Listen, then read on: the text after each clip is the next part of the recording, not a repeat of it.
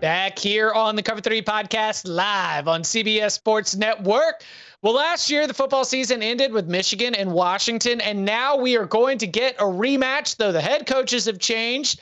Both of our quarterbacks have changed, and a whole lot of other pieces as well. As Washington lost talent to the NFL draft and the transfer portal, Michigan lost 13 players to the NFL draft. And so as they meet again, it does come with a lot of significance. Washington fighting to be able to hold its own in the Big Ten, try to bounce back after a cross-country loss at Rutgers. And for Michigan, you got the win against USC. You held off a late charge from Minnesota. The Wolverines are still trying to build towards being able to accomplish all of their goals in this spot. So, Danny, as you're looking at Michigan going into Husky Stadium, a home field advantage that we've talked about a lot in the past, perhaps a little bit underrated and overlooked.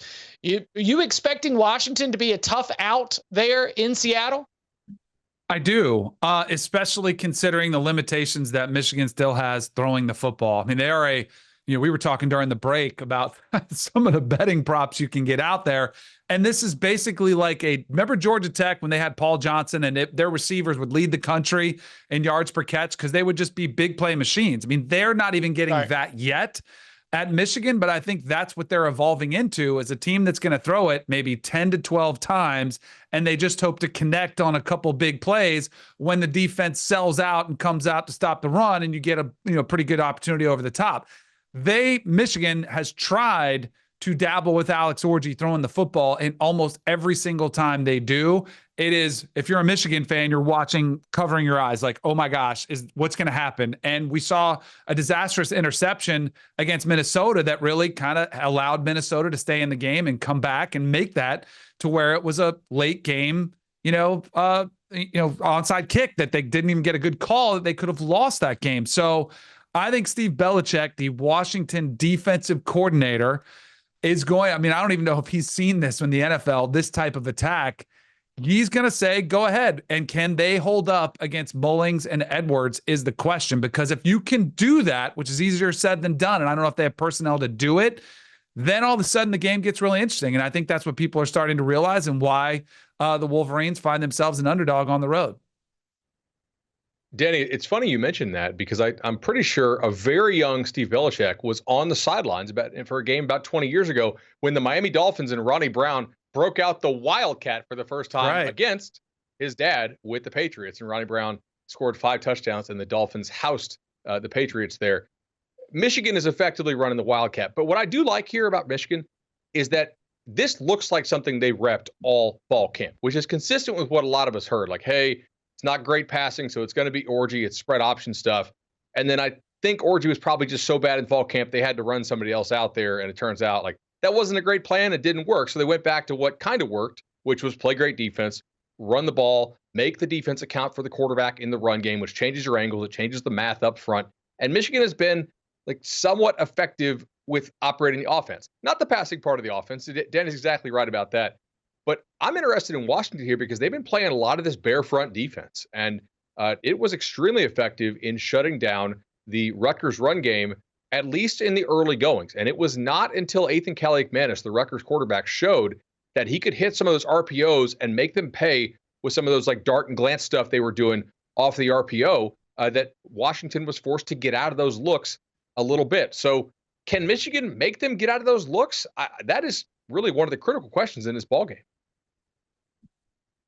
I very much doubt it.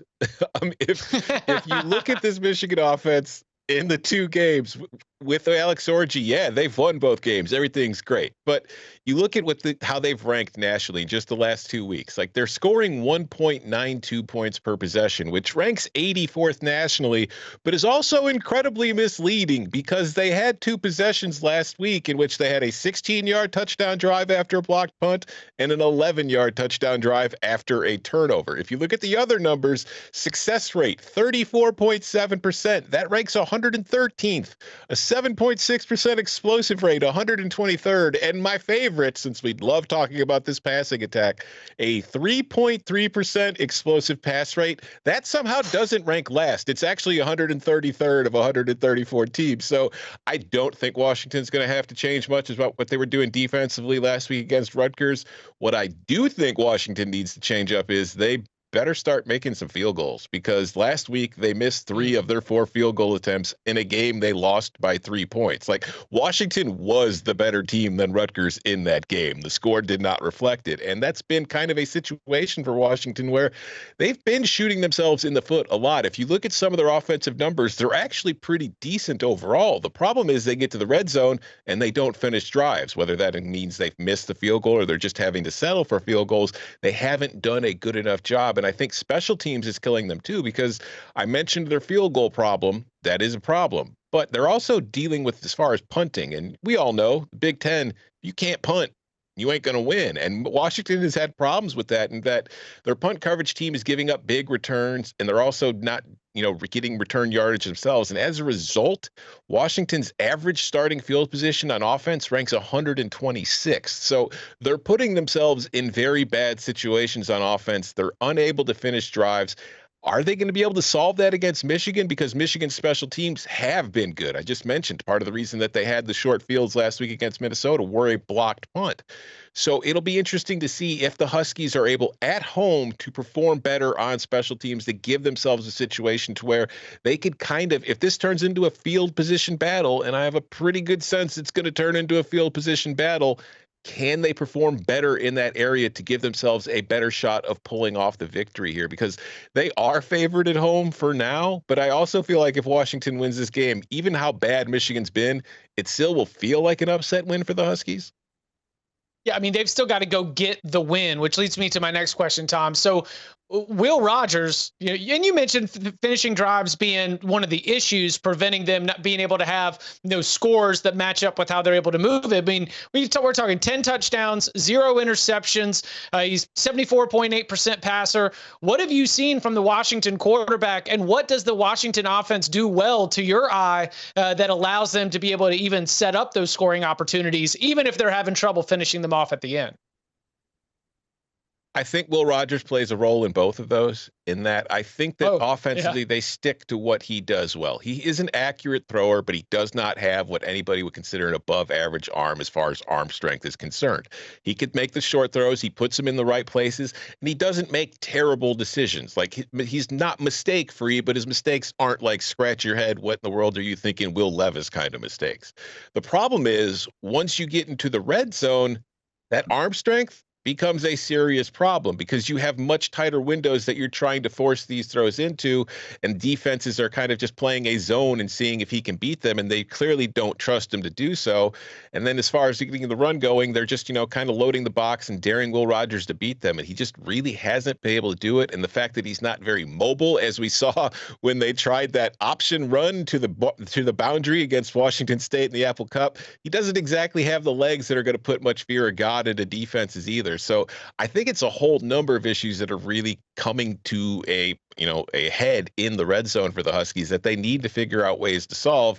And I think the easiest way to do it is just try to get some push on the offensive line to push guys back and open up run lanes to try to squeeze it in. But it's a lot easier to say that than do it, especially against Michigan.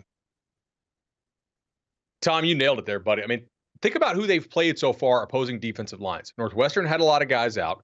Rutgers is kind of a shell of its former self, despite the fact that it's undefeated. I mean, Powell's been hurt, so have a couple other key members of the front seven. Wazoo does not exactly have difference makers in the front seven. Eastern Michigan ditto, and the FCS team ditto.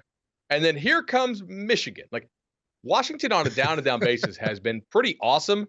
One of the things that's been killing their drives is they are actually 130th in the nation in EPA lost to penalties. They're basically Florida of last year. It's like, oh, cool, we move it pretty well.